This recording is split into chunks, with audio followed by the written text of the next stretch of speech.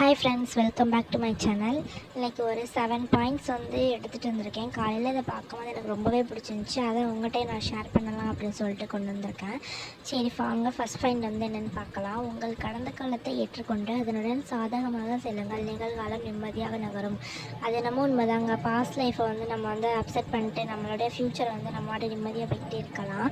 ரெண்டாவது மற்றவர்கள் உங்கள் பற்றி என்ன நினைக்கிறார்கள் என்ற கவலை உங்களுக்கு வேண்டாம். உண்மைதான், இது 100% உண்மைன்னு சொல்கிறேன். மற்றவங்கள பற்றி நம்ம நினச்சிக்கக்கூடாது. அவங்க நம்மளை பற்றி என்ன நினச்சாலும் பரவாயில்ல அப்படின்ட்டு போய்கிட்டே இருக்கணும். அப்போ நம்மளுக்கான ஒரு லைஃப் நம்மளால் க்ரியேட் பண்ணவே முடியாது. மூணாவது பாயிண்ட் காலம் எல்லாவற்றையும் குணப்படுத்தும்.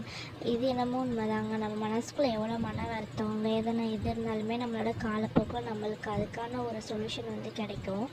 நாலாவது பாயிண்ட் உங்கள் மகிழ்ச்சிக்கு உங்களை தவிர வேறு யாரும் காரணம் இல்லை. அது என்னமோ உண்மைதாங்க. நம்மளுடைய ஹாப்பினஸ்க்கு நம்ம மட்டும்தான் காரணம், நம்ம மைண்ட் செட் மட்டும்தான்.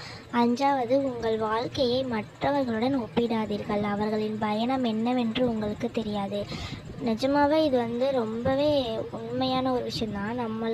நம்மளோட லைஃப் நம்மளுக்கு நல்லாயிருக்கும். சில பேர் நம்மளுக்கும் கீழே நிறைய பேர் கஷ்டப்படுறவங்க இருப்பாங்க.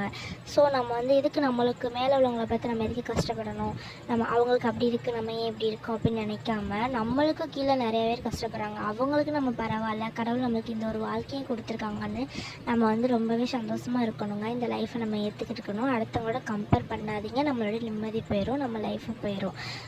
ஆறாவது அதிகமாக சிந்திப்பதை நிறுத்துங்கள். எல்லா கேள்விகளுக்கும் பதில் தெரிய வேண்டும் என்றில்லை.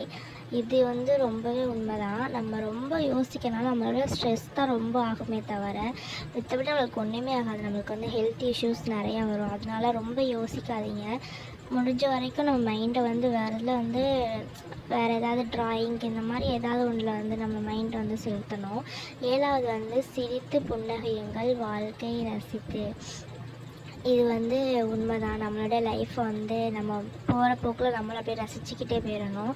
பிகாஸ் நம்ம மறுபடியும் அந்த லைஃப்க்கு போக முடியாது. அதனால் இருக்கிற ஒவ்வொரு நொடியுமே நம்ம என்ஜாய் பண்ணி நம்ம வாட்டுக்கு வாழ்ந்துட்டு போகணும். கஷ்டம் நஷ்டம் வரத்தான் செய்யும்.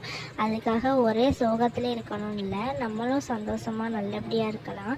ஸோ இந்த வீடியோ உங்களுக்கு பிடிச்சிருந்துச்சுன்னா மறக்காமல் ஒரு லைக் அண்ட் சப்ஸ்கிரைப் பண்ணுங்கள். உங்களுக்கு ஏதாவது சொல்லணும் அப்படின்ட்டா அதையும் கமெண்ட்டில் சொல்லுங்கள். தேங்க்ஸ் ஃபார் வாட்சிங். பாய்.